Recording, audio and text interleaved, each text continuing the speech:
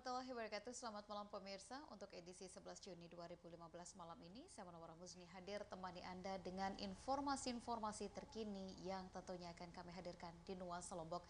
Tetap bersama kami untuk mengikuti Nuansa Lombok selengkapnya.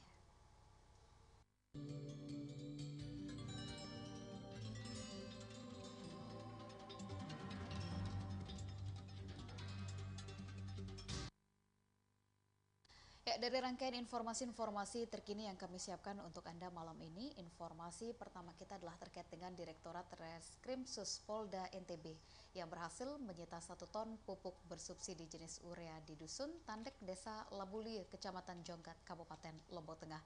Pelaku ditangkap saat tengah melakukan transaksi dengan calon konsumennya.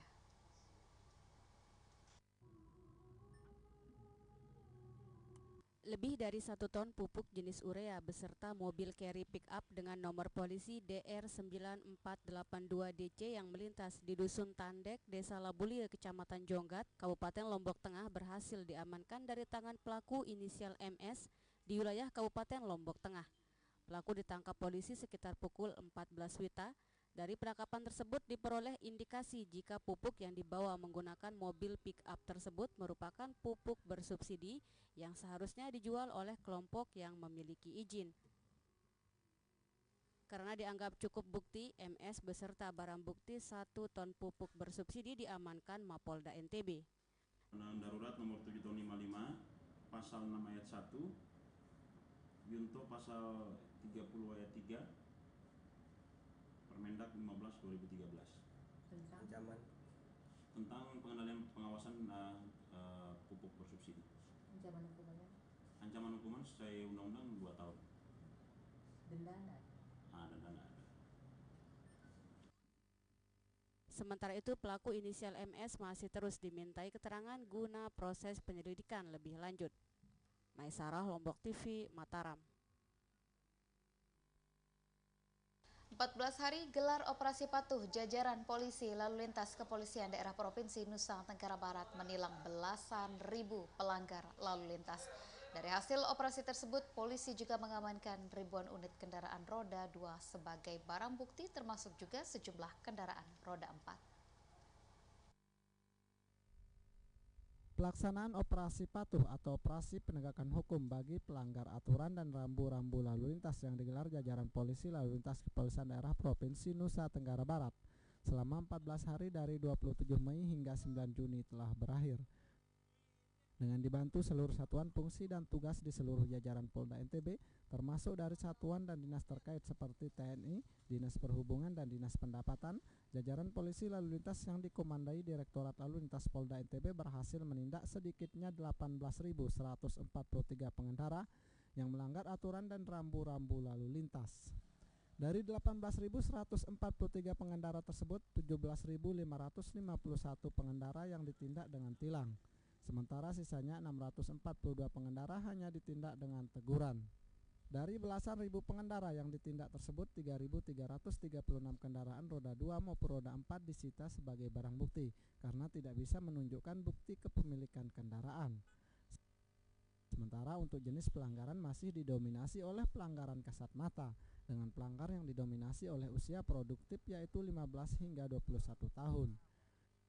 Direktur Direktorat Lalu Lintas Polda NTB Komisaris Besar Polisi Edi Ciptianto mengatakan angka pengendara yang melanggar aturan dan rambu berlalu lintas pada operasi patuh pada tahun ini cenderung mengalami penurunan dibandingkan dengan tahun-tahun sebelumnya. Begitu juga dengan angka kecelakaan lalu lintas juga mengalami penurunan, di mana selama operasi digelar tercatat hanya 45 kasus kecelakaan yang terjadi. Jumlah pelanggaran lalu lintas yang bisa dijaring itu 17.551 tilang, kemudian 642 teguran, sehingga jumlah keseluruhannya adalah 18.193.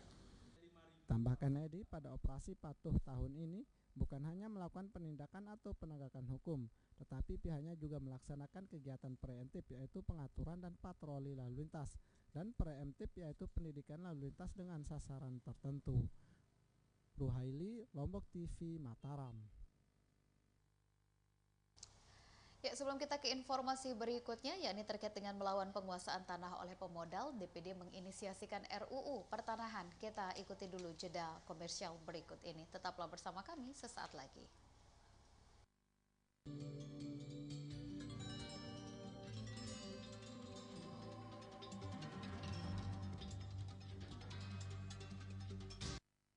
Acara ini dipersembahkan oleh MCO, merubah yang biasa menjadi luar biasa.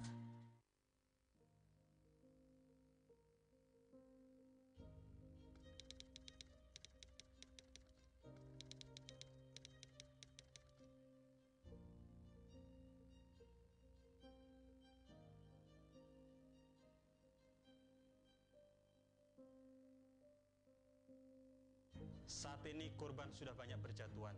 50 orang setiap harinya mati sia-sia karena narkoba. 4 juta generasi bangsa hancur terjerat narkoba. Kita sudah dalam darurat narkoba. Apakah kita biarkan keadaan seperti ini? Para korban penyalahguna narkoba telah kehilangan masa lalu dan masa kininya. Jangan sampai mereka kehilangan masa depannya. Mari kita rehabilitasi.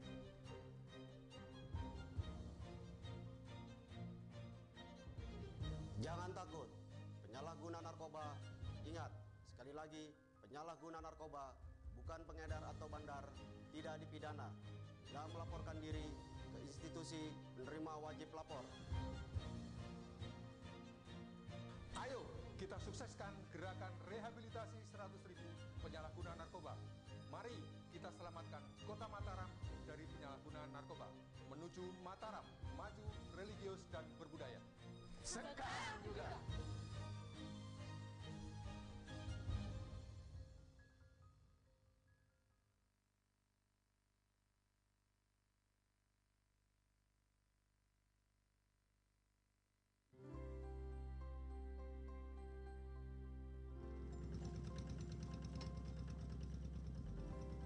Saya mulai bertani dari tahun 2011.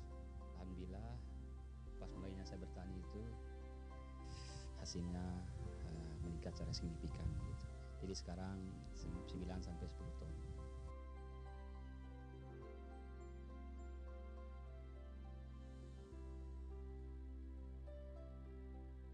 Alhamdulillah dengan beberapa input pendampingan mulai dari bagaimana kita mengelola lahan dengan baik, bagaimana kita melakukan seleksi benih dan menggunakan bibit unggul, menerapkan pola tanam jajar legowo dengan pengaturan jarak tanam, penyediaan sarana produksi pertanian benih, kemudian pupuk dan obat-obatan. Selain pendampingan teknis, kita bisa meningkatkan produksi petani menjadi 9,6 ton per hektar pada tahun 2014 dan tahun ini alhamdulillah kita bisa tingkatkan lagi menjadi 9,9 ton per hektar.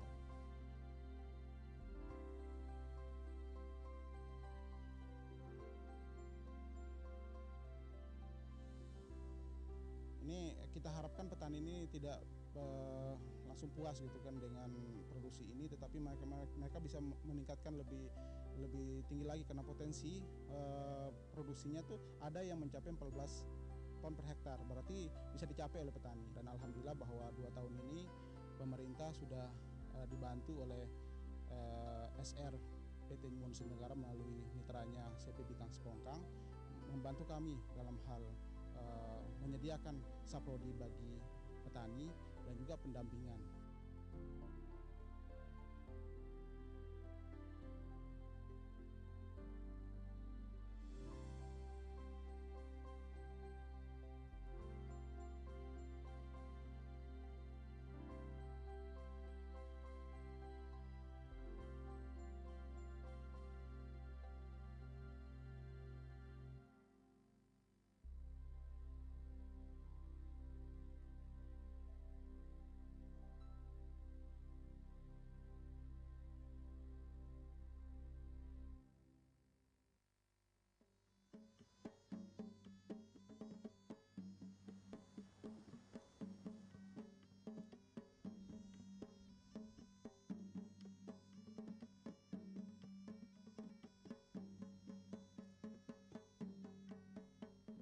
Menjaga kelestarian alam dan kearifan lokal selama kami beroperasi.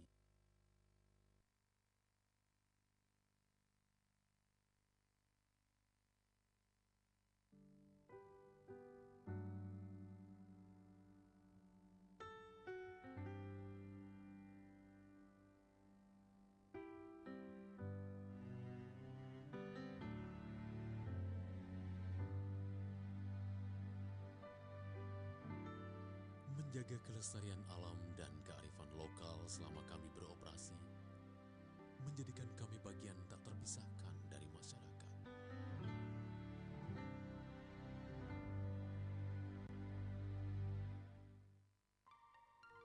Selamat datang di dunia warna MQ.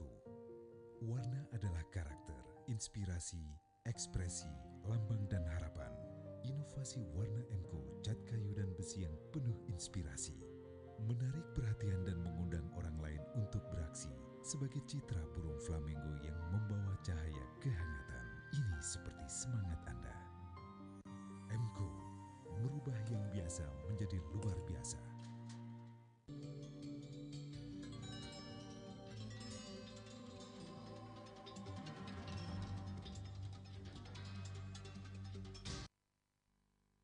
Anda kembali bersama kami di Nuansa Lombok malam ini, dan untuk mengatur penguasaan tanah agar tidak didominasi oleh kaum pemodal, Komite 1 DPD RI menginisiasikan rancangan undang-undang tentang pertanahan. Selain itu, keberadaan RUU Pertanahan yang masuk dalam program legislasi nasional tersebut juga diharapkan bisa memperkuat posisi negara, tentunya agar tidak kalah dengan kekuatan korporasi asing atau pemilik modal dalam penguasaan tanah. Apa tidak cukup yang kami berikan, NTB berikan kepada Indonesia? Dominasi penguasaan tanah oleh kaum pemodal hampir di berbagai pelosok tanah air semakin merajalela dan membabi buta. Berkedok investasi dan pengembangan pariwisata, mereka menguasai dan merampas tanah-tanah milik rakyat kecil. Akibatnya kaum tani dan rakyat kecil harus tergusur dari tanah yang seharusnya menjadi hak dan milik mereka. Sementara pemerintah terkesan membiarkan dan lemah dalam menghadapi korporasi asing atau pemilik modal dalam menguasai tanah. Untuk menghadapi itu, Komite 1 DPD RI saat ini tengah menginisiasi rancangan undang-undang tentang pertanahan untuk menekan dominasi korporasi asing dalam menguasai tanah di Republik ini. Selain itu, keberadaan RUU tentang pertanahan juga diharapkan bisa memperkuat posisi negara yang selama ini terkesan lemah dalam menghadapi kekuatan korporasi asing atau para pemilik modal. Menurut Wakil Ketua Komite 1 DPD RI Beni Ramdhani, dalam uji sahih RUU tentang pertanahan di Fakultas Hukum Universitas Mataram Kamis siang tadi, penguasaan tanah oleh kaum pemodal di berbagai pelosok tanah air hampir terjadi pada setiap menitnya. Kaum pemodal semakin merajalela dan membabi buta dalam menguasai setiap jengkal tanah dengan kedok investasi dan pengembangan pariwisata. Dan ironisnya, lanjut Beni, tanah yang dikuasai itu disertifikatkan untuk menjadi jaminan pinjaman di perbankan guna menjalankan usaha di daerah lain. Sementara tanah yang dikuasai itu justru dibiarkan terlantar begitu saja. Oleh karena itu, keberadaan RUU tentang pertanahan yang telah ditetapkan Badan Legislasi masuk dalam program legislasi nasional itu lanjutnya bisa menekan kekuatan korporasi asing dengan menguatkan posisi negara agar tidak kalah dengan kepentingan pemilik modal. Kelompok mafia tanah atas nama investasi ini adalah lahan. Nah, mereka memiliki modal dan dengan modal itu mereka selalu ingin menguasai tanah dengan segala cara. Nah, mafia tanah ini juga sedemikian kuat karena melibatkan 3 kekuatan laten. Pertama, pengusaha, pemilik modal atau kaum kapitalis, dia bersekongkol dengan oknum BPN korup karena oknum BPN memiliki otoritas absolut mengeluarkan sertifikat, dan ketiga adalah penegak hukum brengsek, itu istilah kita. Ya, setiap palu-palu keputusan sidang itu tidak pernah memenangkan rakyat kecil, tapi lebih memenangkan para pengusaha. Nah, jika kekuatan laten itu bersatu, maka siapa lagi yang bisa menghadapi mereka? Maka undang-undang ini mendorong agar negara menjadi lebih kuat dan tidak boleh dikalahkan oleh mereka yang disebut kaum kapitalis, pemilik modal, dan korporasi, apalagi mafia tanah. Lebih lanjut, Beni menambahkan RUU tentang pertahanan itu selanjutnya akan masuk dalam prolegnas setelah melalui uji sahih. Dan bila disetujui oleh DPR RI, maka tahun ini dipastikan bisa diparipurnakan untuk ditetapkan sebagai undang-undang. Dedi Sufiandi, Lombok TV, Mataram. Sementara itu, Komite 1 DPD RI menjadikan Provinsi NTB sebagai daerah uji sahih rancangan Undang-Undang Pertanahan, di mana menurut Wakil Ketua Komite 1 DPD RI, Beni Ramdhani, NTB sejauh ini memiliki kasus menarik terkait dengan konflik penguasaan tanah yang terjadi beberapa lalu di Kabupaten Bima. Sementara itu, Wakil Gubernur NTB Muhammad Amin menyambut baik dengan dijadikannya NTB sebagai tempat uji sahih RUU Pertanahan, tentunya untuk memberikan masukan kepada pemerintah daerah.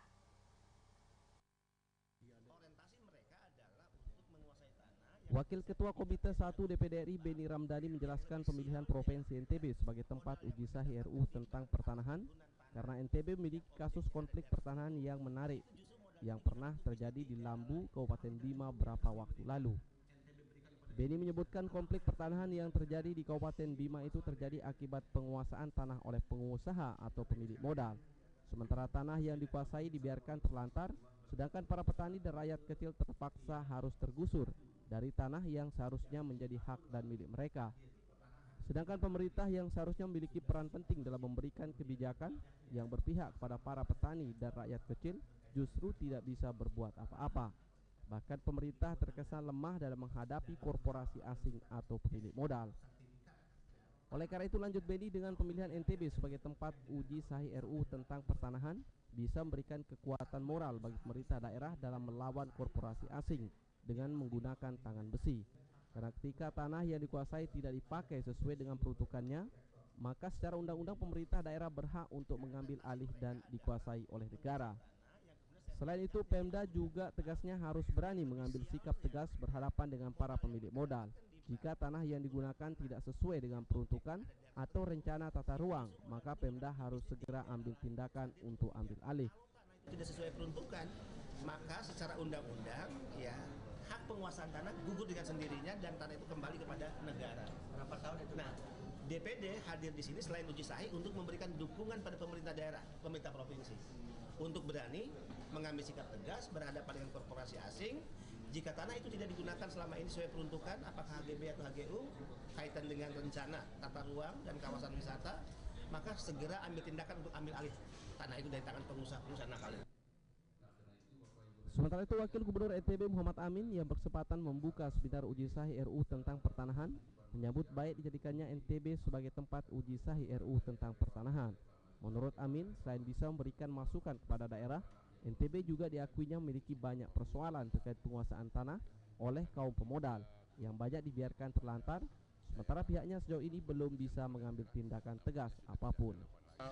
Memberi ruang kepada kita bagi daerah untuk memberikan masukan-masukan ya terhadap beberapa kasus yang terjadi dan memang obyeknya di daerah kan gitu ya. NTB menjadi salah satu percontohan. Saya kira percontohan itu sudah menjadi pertimbangan ya. Di samping itu juga ada senator kita. Dedi Sufiandi, Lombok TV, Mataram. Dan melengkapi nuansa Lombok malam ini, informasi berikutnya adalah Wali Kota Mataram Haji Ahyar Abduh yang meminta kepada toko modern agar bisa mengakomodir produk lokal, khususnya adalah produk makanan di Kota Mataram. Hal ini selain menguntungkan toko modern dalam membentuk image positif, ternyata juga menguntungkan para pedagang kecil dalam mempromosikan produk usahanya.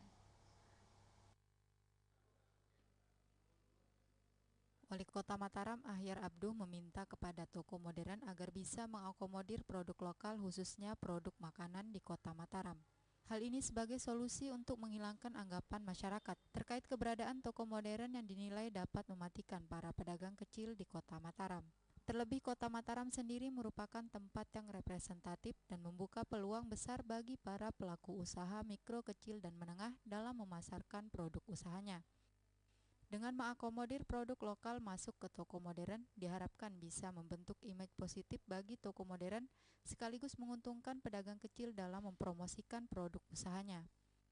Sekaligus untuk memberikan image yang positif bahwa toko-toko modern itu bukan jalan sendiri atau secara kasarnya itu ingin mematikan pedagang kecil.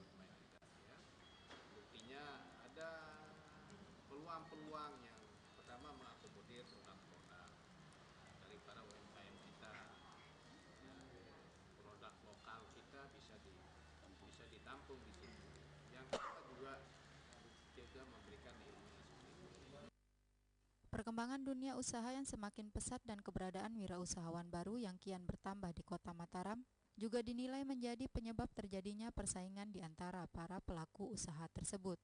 Ahyar menambahkan, pelaku usaha khususnya para pedagang kecil atau UMKM di Kota Mataram sulit menghindari persaingan tersebut, sehingga solusinya adalah dengan melakukan penataan dan membenahi infrastruktur tempat usaha mereka agar lebih representatif. Sementara itu, agar tidak terjadi persaingan yang tidak sehat di antara pelaku usaha di Kota Mataram, pihaknya tetap akan melakukan kontrol mulai dari jumlah para pelaku usaha sesuai dengan ketentuan yang telah ditetapkan. Lulu, Lombok TV, Mataram. Ya, informasi terkait dengan Wali Kota Mataram yang meminta kepada toko modern untuk bisa mengakomodir produk lokal khususnya adalah produk makanan di Kota Mataram tadi menutup jumpa kita di Nuansa Lombok untuk edisi malam ini. Terima kasih Anda telah bersama kami dan kini saatnya saya Munawwarah Musni pamit undur. Wassalamualaikum warahmatullahi wabarakatuh. Selamat malam dan sampai jumpa.